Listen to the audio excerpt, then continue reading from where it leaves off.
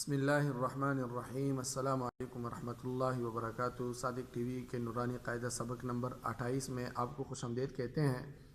آج کا سبق بھی ہمارا کل کے سبق کی طرح را کے مزید قاعدوں کے بارے میں اور کچھ الفاظ کے ہجے اور روا پڑھنے کے بارے میں ہوگا۔ تو چلتے ہیں اپنے سبق کی طرف۔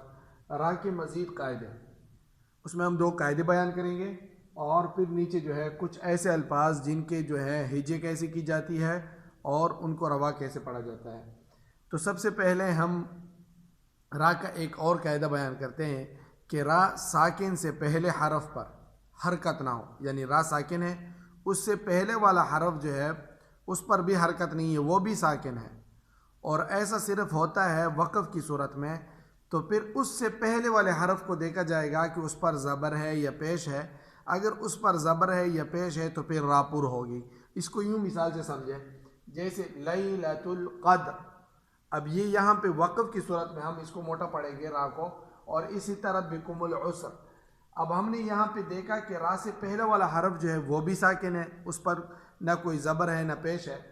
تو اب اس کو کیسے پڑھیں گے؟ اب اس ساکن حرف سے جو دال ہے، اس سے پہلے والے حرف کو دیکھیں گے کہ اس پر کیا ہے، اس پر زبر ہے یا پیش۔ اگر اس پر زبر ہے یا پیش ہے تو بھی ہم اس کو وقف کی حالت میں پر پڑھیں گے، جیسے لیلۃ القدر۔ اچھا، اسی طرح بکم العسر، بکم العسر۔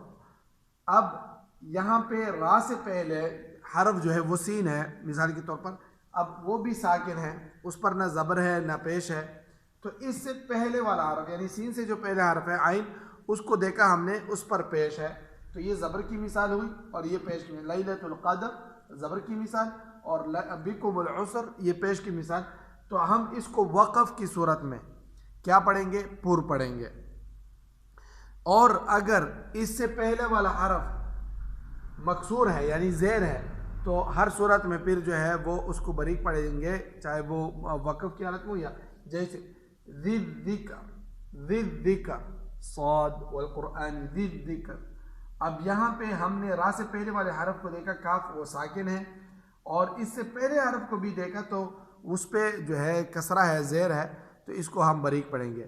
دوسرا قاعدہ را کے اس میں یہ ہے کہ را ساکن سے پہلے ساکن حرف یا ہو، یعنی را ساکن ہے، اس سے پہلے والا حرف جو ہے وہ بھی کیا ہے؟ یا ہے، تو ہر صورت میں را باریک ہوگی، جیسے خیر۔ اب یہاں پہ ہم نے جب خیر اور قدیر اور خبیر مثال کے طور پر اس کو جو ہے ہم اسی طرح ہی پڑھیں گے، جیسے خبیر قدیر، یہ میں نے یہاں پہ نہیں لکھا، ٹھیک ہے۔ تو یا ساکن ہے اور وقف کی حالت میں خیر، قدیر۔ اب را کو ہم نے سکون کے ساتھ پڑھا، وقف کیا، تو اس سے پہلا والا حرف ہم نے دیکھا تو وہ یا ہے، تو اس کو ہم ہر صورت میں جو ہے کیا پڑھیں گے؟ باریک پڑھیں گے۔ یہ تو ہو گیا یہ قاعدے، یہ یہاں پہ ختم ہو گیا۔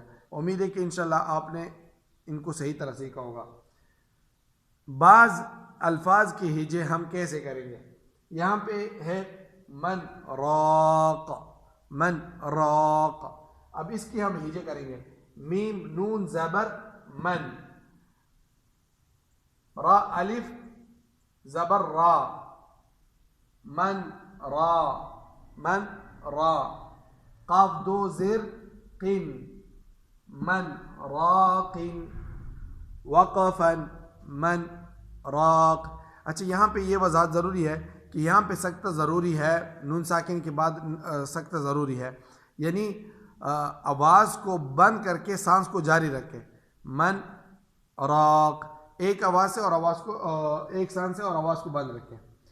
دوسرا حرف ہے ہمارے پاس الفاظ مجریہا، اس کے ہم ہجے کریں گے، میم جیم زبر، میم جیم زبر مج، را امالہ والی رے، را امالہ والی رے، مجرے، ہا الف زبر ہا، مجریہا، مجریہا، اور اس کا وقف بھی ایسے ہی ہے۔ تیسرا ہے ذو العرش المجید، اس کی ہجا ہم یوں کریں گے، ذال لام پیش ذل، ذال لام پیش ذل، اس طرح آئے گا. عین را زبر عر، ذل عر، ذل عر. شین لام زیر شل، ذل عرشل، ذل عرشل. میم زبر ما، ذل عرشل ما. جیم یا زیر جی، ذل عرشل مجی، ذل عرشل مجی. دال پیش دو، ذل عرشل مجید، ذل عرشل مجید. وقفا ذل عرشل مجید.